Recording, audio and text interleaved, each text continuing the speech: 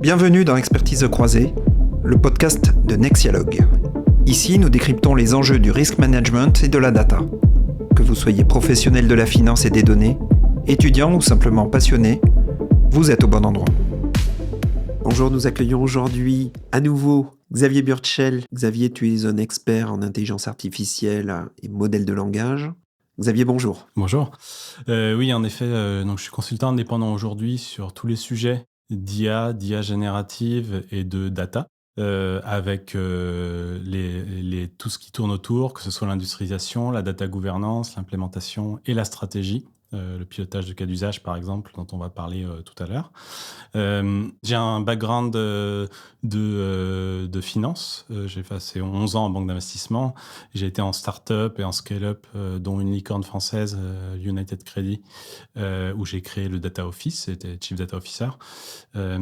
Et donc aujourd'hui, effectivement, sur ces sujets passionnants que sont l'IA générative dont on va parler aujourd'hui. Oui, aujourd'hui, nous allons parler des RAG. Tu vas nous expliquer tout de suite de quoi il s'agit. Les applications sont extrêmement nombreuses et surtout ont permis aussi de fiabiliser l'utilisation des modèles de langage. Alors, Xavier, les RAG, de quoi s'agit-il? Alors les RAG, effectivement, je dirais qu'aujourd'hui, c'est le cas d'usage où l'utilisation des LLM peut être le plus fréquent dans les entreprises. Parce que comme tu le commençais à le mentionner, ça permet de résoudre plusieurs limites des LLM. Donc, on va rappeler un petit peu de quoi on parle, mais LLM, disons, les modèles de type ChatGPT, Llama ou Mistral. Et donc, pour cette raison, la plupart des entreprises, notamment en France et les banques, par exemple, où j'ai travaillé en mission en 2024, sont très, très investis sur cette technologie. Donc, pourquoi et qu'est-ce que c'est? Alors, un RAG, c'est un Retriever Augmented Generation.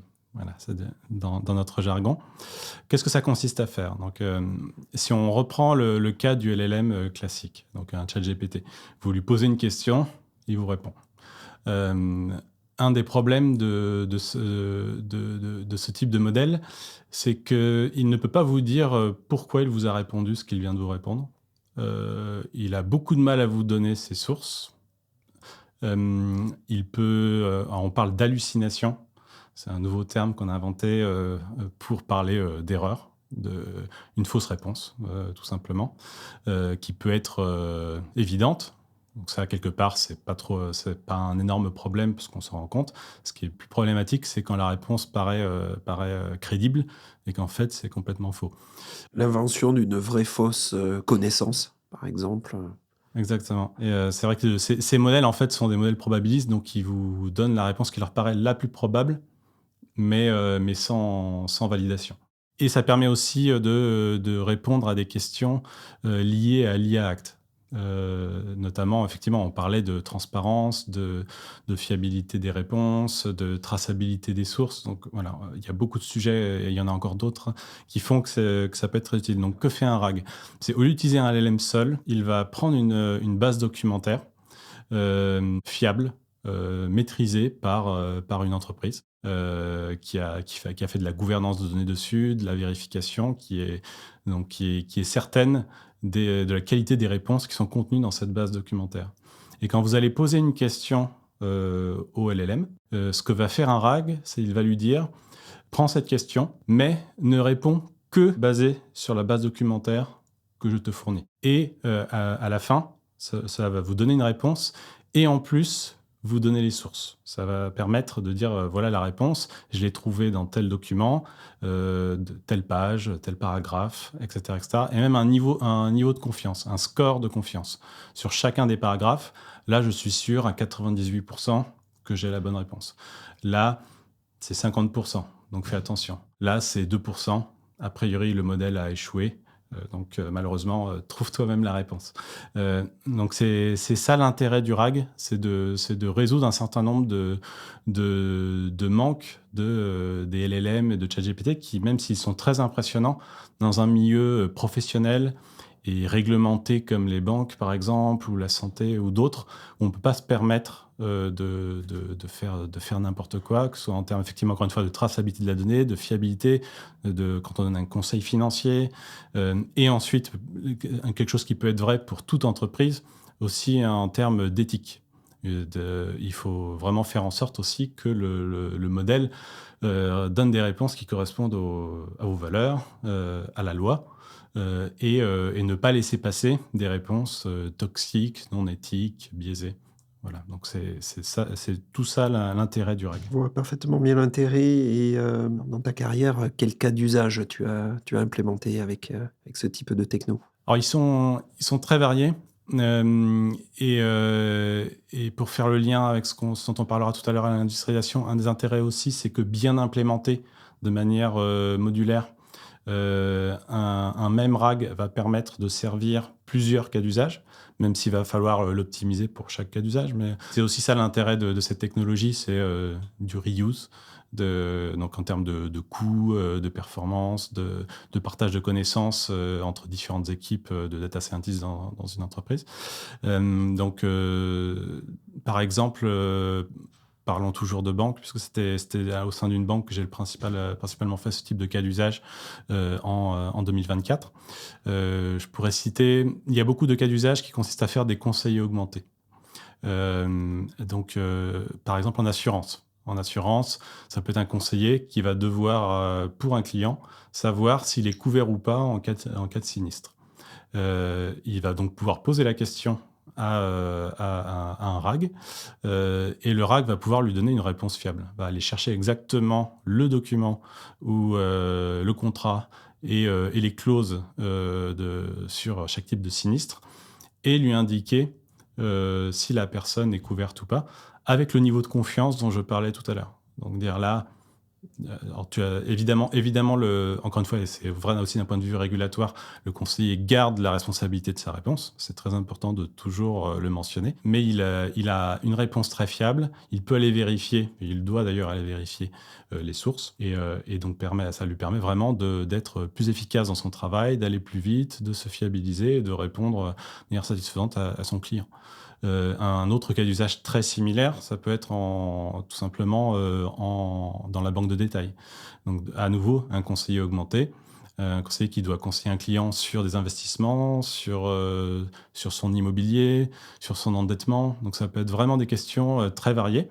Et si le RAG a une base documentaire fiable et maîtrisée avec des documents à jour, donc ça c'est aussi très important, en termes de metadata, de bien avoir en tête quelles sont les dernières versions de tous les documents qu'on est en train d'étudier.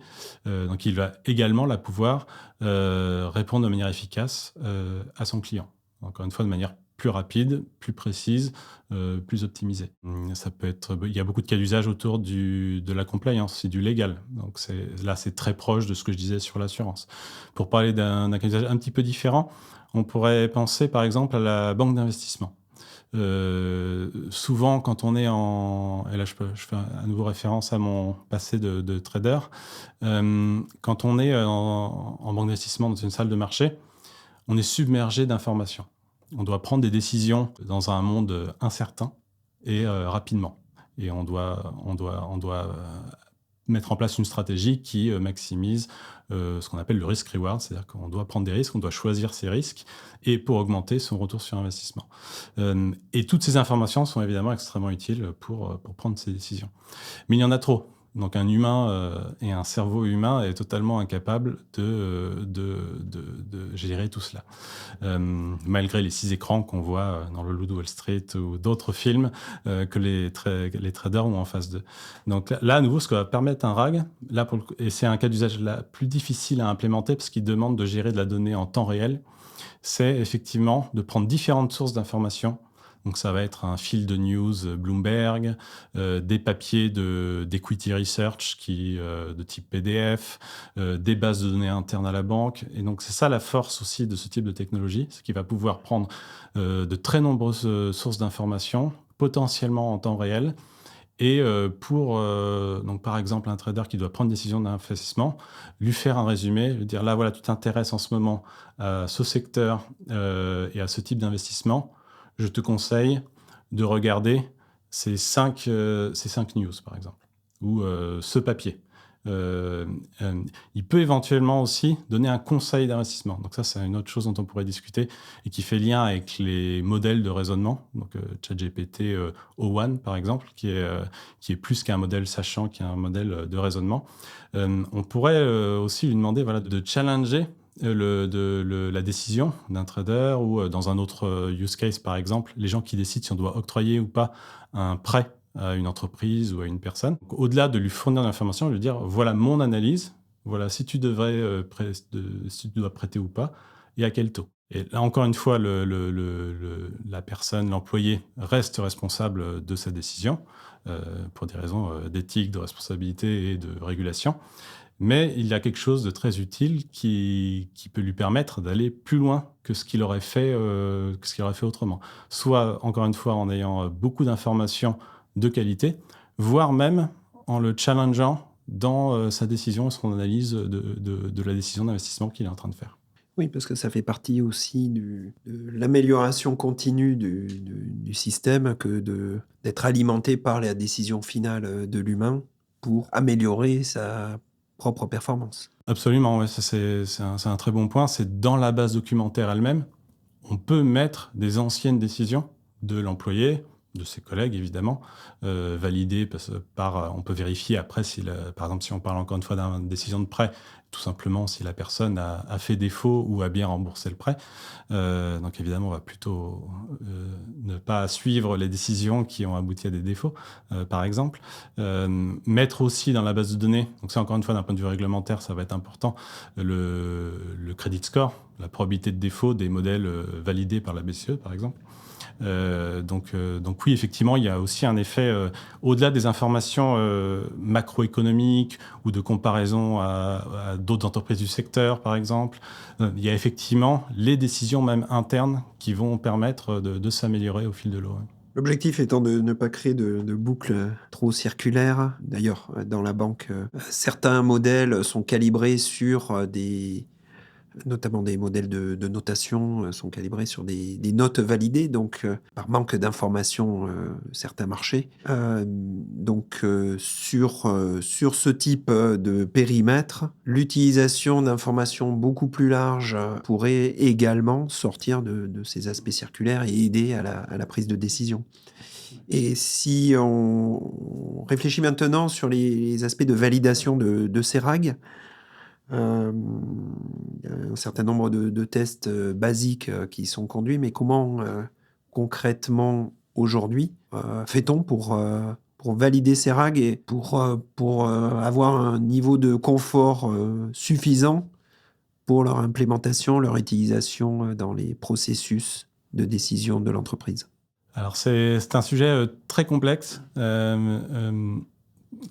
Parce que comme nous l'avions discuté dans un autre podcast passionnant que je conseille bien évidemment, nous sommes sur des sujets vraiment très récents et qui sont en évolution très forte depuis la sortie de ChatGPT en novembre 2022. Et donc ce qui était vrai début 2024 ne l'est plus fin 2024, ça va continuer comme ça. Donc juste en préambule dire où on en est aujourd'hui. Une des grosses difficultés, que ce soit pour les RAG, même si les RAG, encore une fois, en résolvent une partie, ou les LLM, si on compare à ce qu'on faisait précédemment sur le machine learning un petit peu classique. Donc souvent, puisqu'on parlait par exemple de probabilité de défaut et d'octroi de crédit, continuons par exemple sur cet exemple qui est assez clair.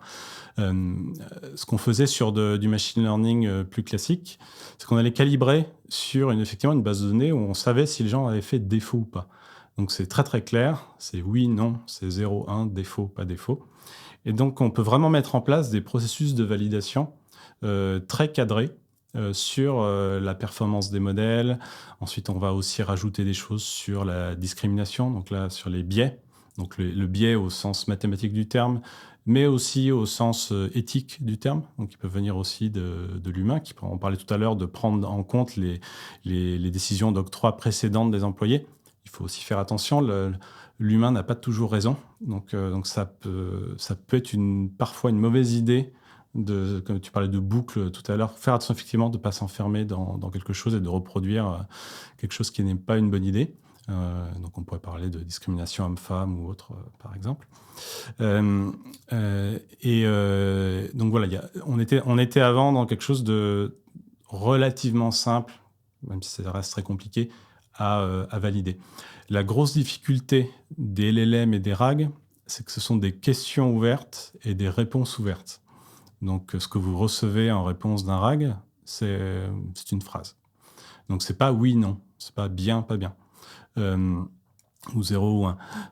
Donc, quand on valide la réponse d'un RAG, il va falloir prendre en compte différentes dimensions qui sont pour certaines un petit peu qualitatives. Donc, par exemple, pour commencer par celle qui est peut-être la moins qualitative, c'est tout simplement est-ce que la réponse est vraie ou fausse.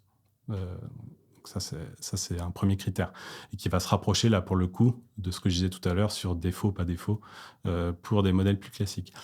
Mais après, il va falloir rajouter d'autres dimensions. Est-ce que c'est trop verbeux ou pas assez verbeux? Est-ce que ça répond bien au contexte dans lequel on est en train de travailler? Est-ce que ça respecte les régulations ou pas? Est-ce qu'on parlait d'éthique, de biais? Donc là aussi, est-ce que la réponse est acceptable d'un point de vue éthique ou pas? Et difficulté supplémentaire, selon le cas d'usage et même l'utilisateur, la réponse n'est pas toujours la même. Je parlais par exemple tout à l'heure de est-ce que c'est trop verbeux ou pas. Deux analyses crédits différents ne vont pas attendre la même chose en fait. Donc ça fait lien avec la notion d'explicabilité dont on parlait déjà sur d'autres modèles avant. C'est explicable pour qui? Pourquoi? Donc c'est ça qui est difficile aujourd'hui sur lequel les gens travaillent beaucoup. Et ce qu'on essaye de faire aujourd'hui pour valider les RAG, c'est d'être pragmatique. C'est-à-dire, si on avait le temps et les moyens, il faudrait construire un dataset avec des labels sur toutes ces dimensions dont je viens de parler pour dire c'est bien ou pas, ou disons de 1 à 5, est-ce que c'est complètement faux, parfait, moyen. Faire ça par des humains, des experts, parce qu'attention, à nouveau, les humains n'ont pas toujours raison, et donc arriver à faire un dataset suffisamment large pour qu'on puisse appliquer des techniques qu'on utilisait pour valider les modèles de type machine learning avant. C'est le retour du turc mécanique pour les LLM. Exactement, le fameux turc mécanique d'Amazon. C'est exactement ça. Et qui a été utilisé, par exemple, effectivement, comme tu dis, par Amazon, pour, par exemple, valider le contenu de vidéo. C'est pareil, une vidéo, c'est pas oui, non. Il faut que quelqu'un la regarde et explique ce qu'il y a dedans. Et donc, le faire par 10 millions de personnes, si 80% des gens sont d'accord, c'est que c'est probablement vrai. Encore une fois, c'est pas une preuve scientifique absolue, mais c'est empirique. Et donc là, effectivement, on pourrait tenter de vouloir faire ça. Malheureusement, c'est compliqué. Ça prend beaucoup de temps. Les gens n'ont pas forcément le temps. Les experts dont on parle ont un métier. Par exemple, tout à l'heure, on parlait de traders en manque d'investissement ou d'analystes crédit. Ils doivent, dans leur journée, concrètement, analyser des dossiers de crédit. Donc cette partie-là est faisable, mais à ses limites. Donc on essaie de la complémenter par quelque chose d'imparfait scientifiquement, mais plus automatisable. Donc en fait, faire valider, par exemple, c'est une chose parmi d'autres. On parle de LLM as a judge. C'est faire valider un modèle par un autre. Donc un LLM ou un RAG va vous donner une réponse. Un autre modèle va analyser cette réponse et va dire sur toutes les dimensions que j'ai mentionnées tout à l'heure, est-ce que pour lui c'est bien ou pas bien. Il faut aussi bien sûr prendre en compte le coût. Même si c'est une bonne idée de faire vérifier un LLM ou un RAG par un autre, voire plusieurs autres, ça a évidemment un coût à chaque fois qu'on va en utiliser un. Mais ceci étant pris en compte, là à nouveau on rejoint des idées, des méthodes de machine learning classique. Là, on parlait par exemple d'ensembling. L'ensembling, ça consistait à faire voter plusieurs modèles plutôt que d'avoir un seul modèle. Là, on rejoint un petit peu ce type d'idée. C'est si 10 modèles sont d'accord entre eux, c'est un petit peu ce qu'on faisait sur le crowdsourcing et les gens et le turc mécanique. Si 10 modèles très performants sont d'accord entre eux, il est très probable quand même que ce n'est pas une preuve absolue à nouveau. Et là, encore une fois, sur les RAG et les LLM aujourd'hui, on est dans de l'empirique plutôt que du scientifique, je dirais. Mais c'est quand même une très bonne méthode. Et donc, arriver à trouver ce mix entre de la validation humaine, mais sur des datasets qui ne pourront pas être énormes, avec de la validation par d'autres modèles, le mix de ces deux approches est intéressant. Et ensuite, juste pour ajouter une couche, on pourrait se dire qu'on pourrait, par exemple, sur les humains, faire comme de l'A/B testing, c'est-à-dire diviser et comparer les réponses de plusieurs personnes ou sur les mêmes réponses pour voir que tout ça correspond, avec en plus donc la validation d'autres modèles. Et tout ça pris ensemble fait qu'on peut faire des choses intelligentes, valider ce type de modèle avec une fiabilité relativement forte. On parle aussi sur les erreurs en LLM d'hallucination. Un des gros intérêts du RAG, c'est aussi de diminuer ces hallucinations puisqu'on se base sur des données validées et que le LLM n'a pas le choix, il doit utiliser ces données. Et qu'on a aussi des scores de confiance. Sur chaque document qui a été utilisé, on a un score de confiance sur la validité de ce document par rapport à la réponse qui a été posée. Et donc, un cran plus technique, dans le LLM lui-même, le LLM va prédire, en fait, à chaque fois qu'il va faire une phrase, il va prédire quel est le mot suivant le plus probable. Donc là, à nouveau, on a des probabilités qu'on peut utiliser pour avoir une idée de est-ce qu'on a un risque d'hallucination ou pas. Donc voilà, encore une fois, tout ça pris ensemble fait que c'est pragmatique, c'est empirique, c'est pas une vérité, une validation absolue. Donc ce qui pose effectivement des questions aujourd'hui, c'est pour ça que c'est un des principaux sujets sur lesquels les entreprises, notamment régulées, travaillent très fortement. Donc on appelle ça les sujets de guardrails et de métriques et validation. Parce qu'avant de mettre en production ce type de modèle, voilà, on est soumis à des règles et à des régulations. On doit évidemment faire attention à ces sujets-là. Alors ensuite, il y a le passage à l'échelle, l'intégration, comment passer du POC, au déploiement, plutôt industriel. On va parler de ces sujets-là. Quelle est la spécificité dans le déploiement d'un RAG par rapport à une IA un peu plus traditionnelle? Est-ce qu'il y a des spécificités? Est-ce que, les process, sont les mêmes? Est-ce que les difficultés, qu'on doit surmonter sont similaires ou est-ce qu'il y a des différences? Alors un petit peu des deux. On essaye aujourd'hui de ne pas réinventer la roue, mais effectivement, il y a besoin d'une adaptation spécifique pour l'IA générative, les LLM et les RAG. Avant leur arrivée, on parlait de MLOps, notamment, pour l'industrialisation de manière professionnelle des modèles d'intelligence artificielle, de data science, de machine learning. Pour faire rapide, le MLOps, c'est à la fois une méthodologie et de la technologie. Donc ça va consister à, par exemple, tracer la donnée et enregistrer, toujours savoir quand on va utiliser un modèle d'où venait la donnée, à quelle date, la fiabilité, est-ce qu'elle a été anonymisée ou pas si c'est nécessaire pour une régulation donnée, par exemple pour des données sensibles, etc. etc. Ensuite, des méthodes de test et de déploiement. Donc on parle de CI/CD, Continuous Integration, Continuous Deployment. Qui est un rapport, sans rentrer dans le détail de ce type de méthode, qui est un rapport avec la méthodologie agile, qui consiste à, plutôt que de travailler longtemps sur un modèle, déployer des features et faire avoir un cycle de quelques semaines où on teste et on déploie en permanence. Et ensuite, de la même manière qu'on a cette traçabilité des données, la même chose sur les modèles, savoir à tout instant quel modèle a été implémenté, avec quelle version de librairie, par exemple, avec sur quelles données, etc., etc. Et enfin, le monitoring.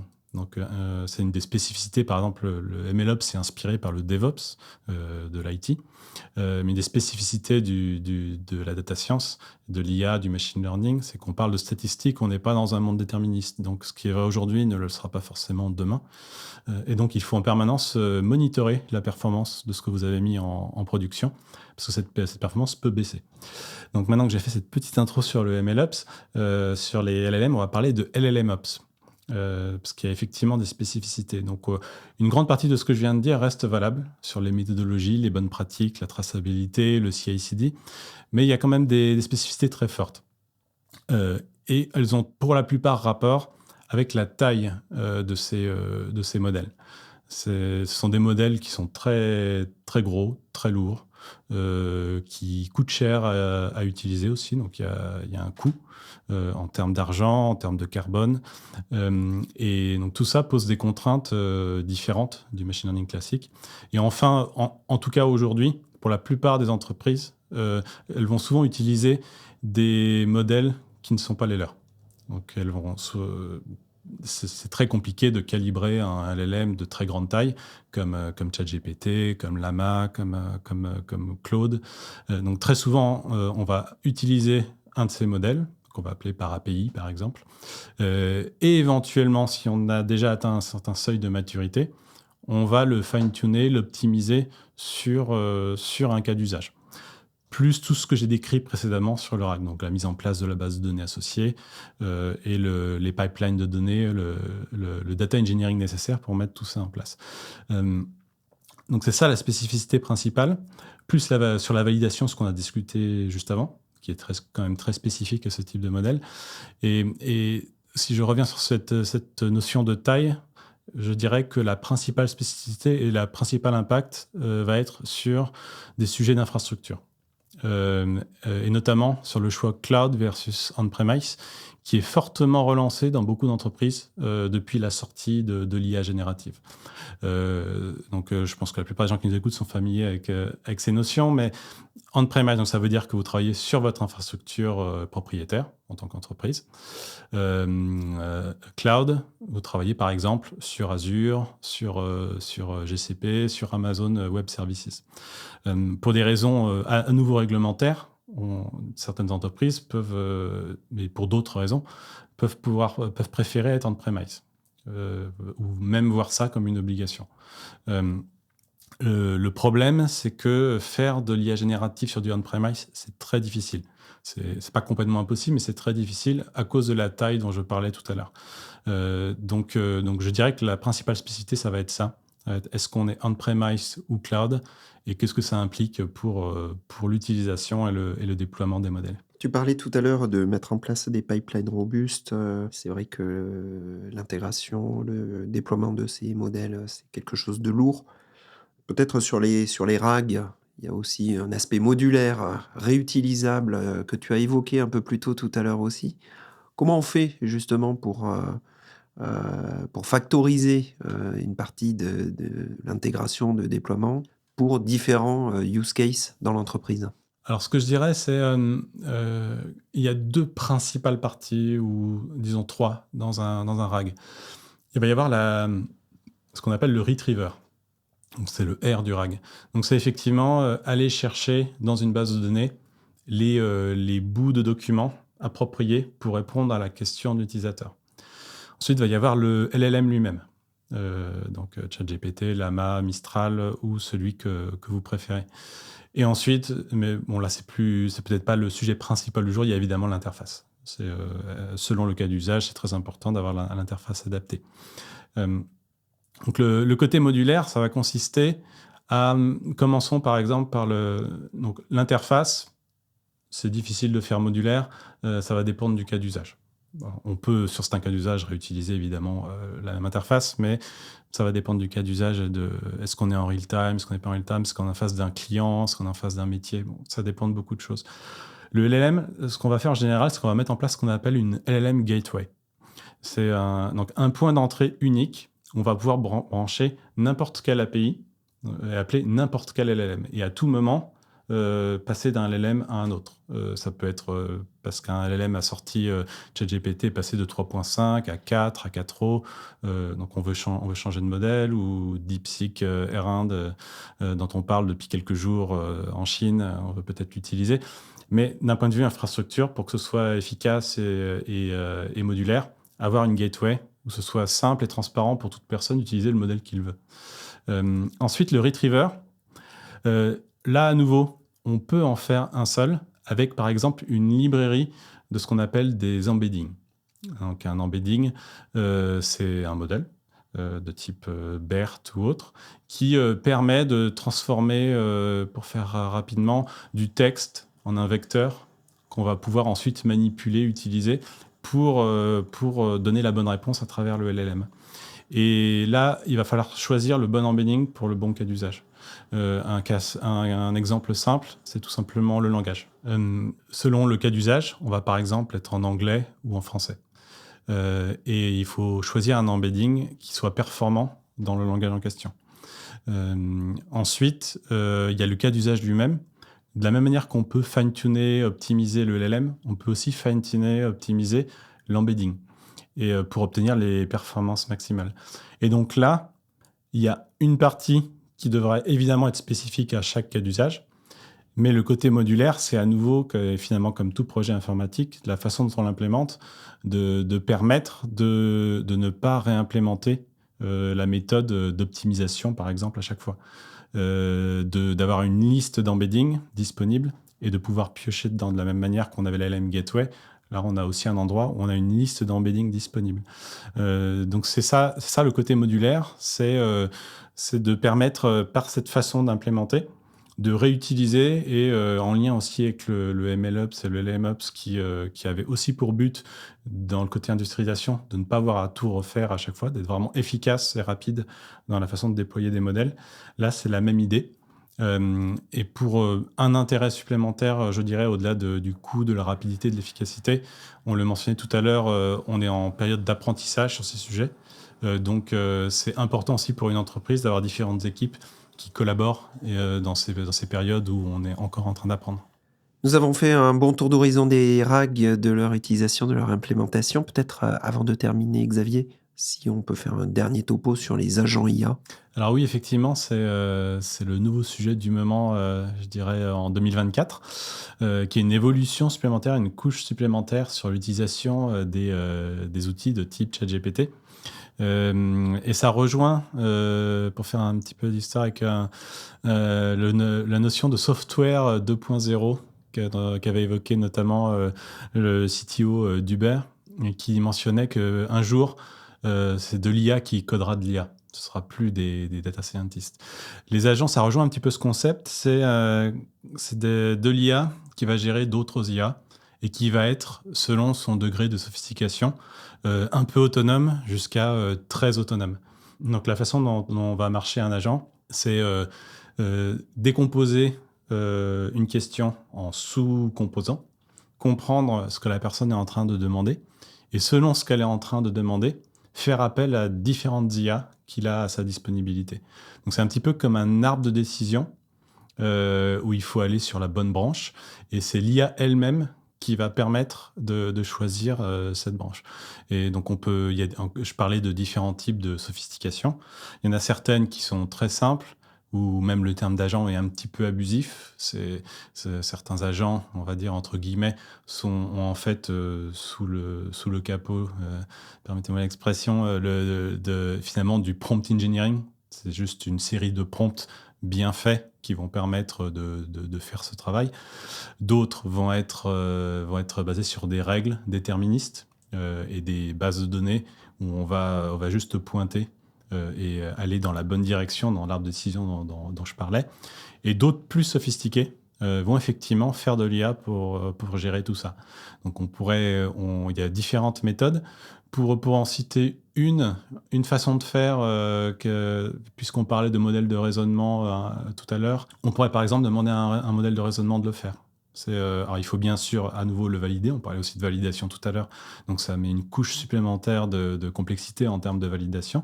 Mais on pourrait demander à un modèle de raisonnement, effectivement, de décomposer ce que la personne est en train de demander, de dire par exemple si la personne veut comparer le revenu moyen en disant par exemple entre deux villes, comprendre qu'il a besoin de deux revenus pour deux villes moyens à chaque fois et les comparer. Une fois qu'il a compris ça, aller utiliser une API à déterminer pour appeler l'outil qui va permettre d'aller chercher cette moyenne, voire de faire cette moyenne, et ensuite agréger toutes ces réponses qui ont utilisé différents outils pour répondre à la question de la personne. Et donc ça, c'est une nouvelle évolution de l'IA et de l'IA générative aujourd'hui, qui est de plus en plus développée dans des frameworks de référence comme LangChain ou autres, ou évidemment ChatGPT le fait aussi, pour en fait permettre de résoudre de manière dynamique plusieurs cas d'usage et de manière efficace. Merci Xavier. Je crois qu'on a passé une bonne demi-heure dans le futur. Peut-être il est temps de retourner se reposer un petit peu dans le présent. Merci Xavier. Merci.